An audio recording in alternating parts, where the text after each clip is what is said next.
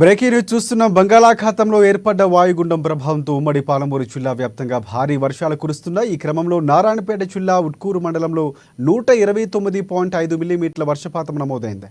నారాయణపేటలో 87.2 మిల్లీమీటర్ల వర్షపాతం నమోదైంది.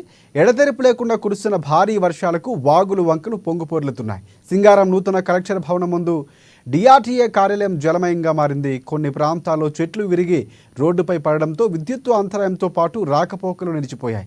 నారాయణపేట మండలంలోని పేరవర్ల, శాసనంపల్లి, సింగారం, జయమ్మ చెరువు ఆయకట్టు నుంచి భారీగా ఎత్తున వరద నీరు రావడంతో ఈ 3 గ్రామాల ప్రజలు వరి పొలాలు నష్టం జరిగాయి. అధికారులు స్పందించి నష్టపరిహారం చెల్లించాలని రైతులు కోరుతున్నారు. ఇక స్థానిక కలెక్టర్, జిల్లా ఎమ్మెల్యే అత్యవసరం ఉంటే తప్ప బయటకు రావద్దని ప్రజలకు తెలియజేశారు.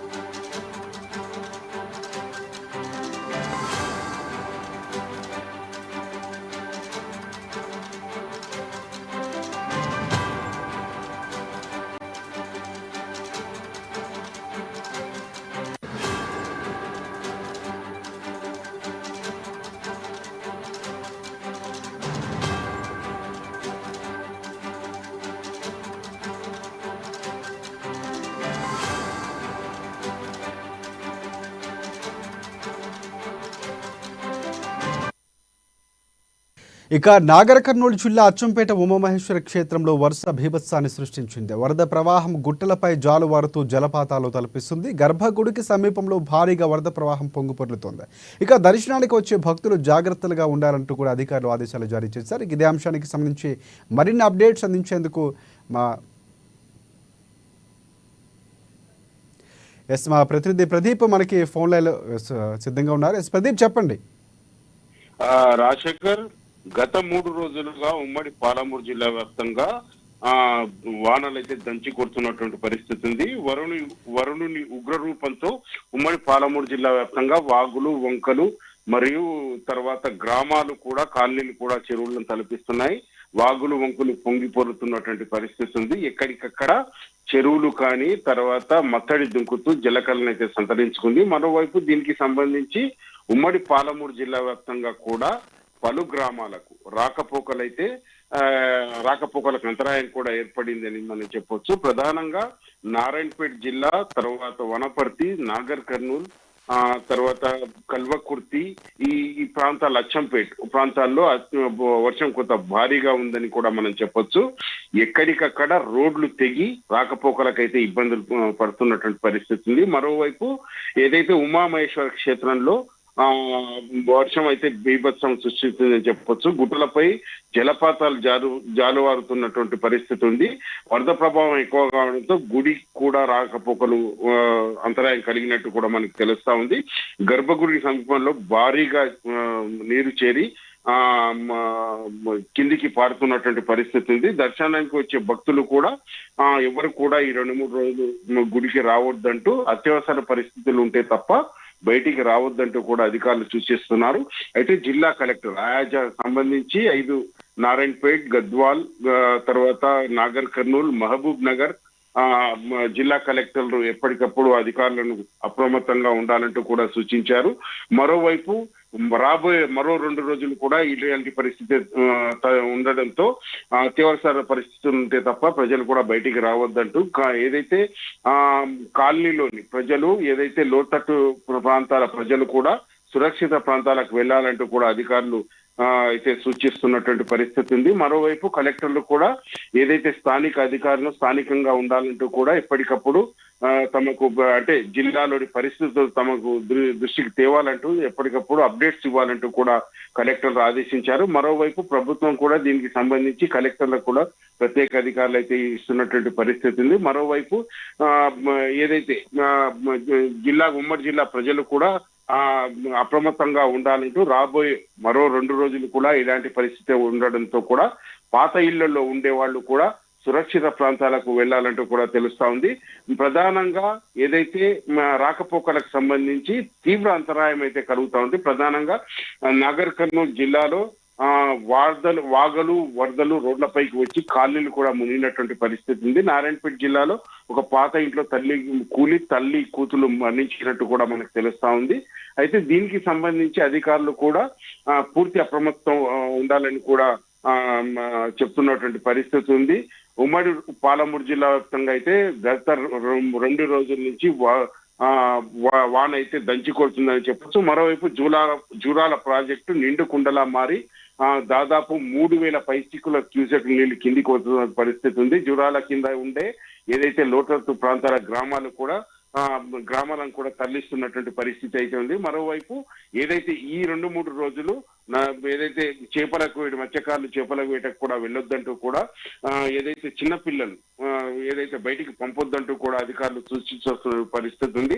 మరోవైపు ఏదైతే ప్రధానంగా నారాయణపేట జిల్లాలో గ్రామాలకు రాకపోకలు అంతరాయం కలిగి అయితే ఒక కారు కూడా కొట్టుకుపోయినట్టు మనకు తెలుస్తా ఉంది. దానికి సంబంధించి కూడా ఇప్పుడు పూర్తి సమాచారం మనకి ఇంకా రాలేదు.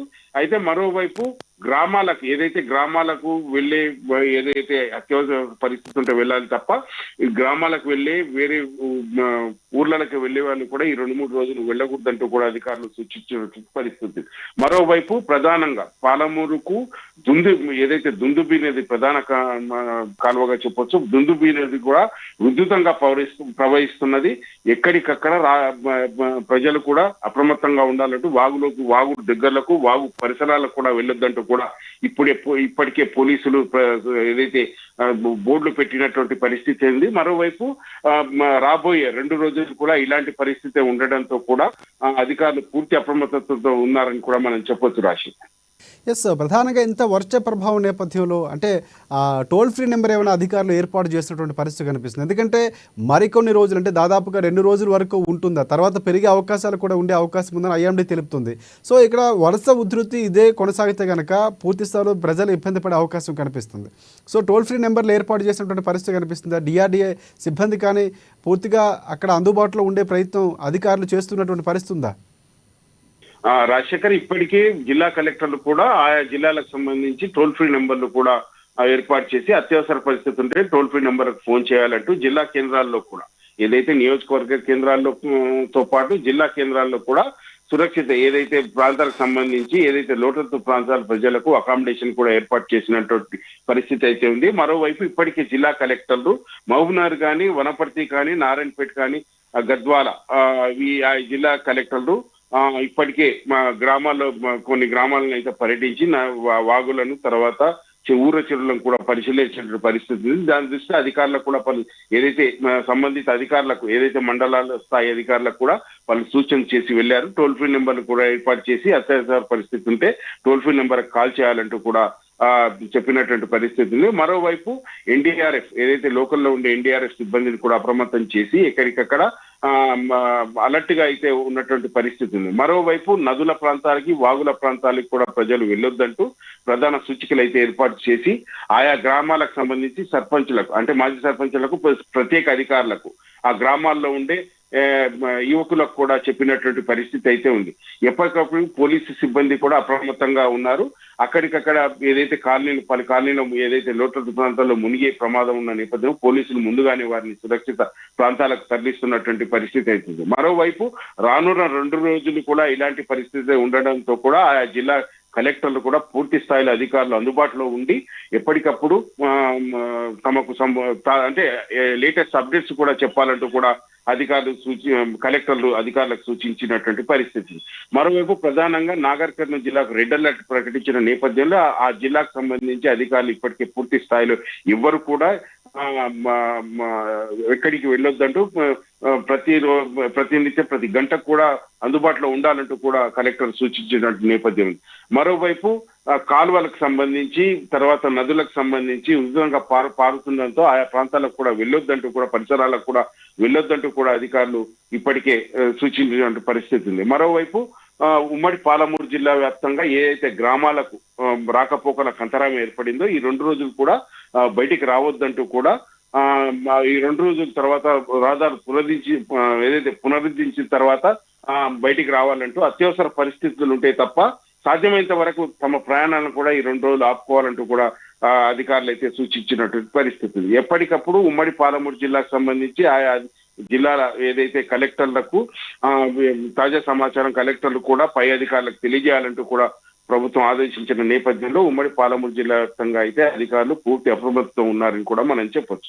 లోతట్టు ప్రాంతాల ప్రజలు ఇప్పటికే సురక్షిత ప్రాంతాలకు తరలిస్తున్నట్టు కూడా ఇంకా ఎవరైనా ఉంటే టోల్ ఫ్రీ నెంబర్ సమాచారం అందిస్తే తాము వచ్చి సహాయ సహకారాలు అందిస్తామంటూ కూడా వారు చెప్తున్నటువంటి పరిస్థితి ఉంది. రాజశేఖర్. రైట్.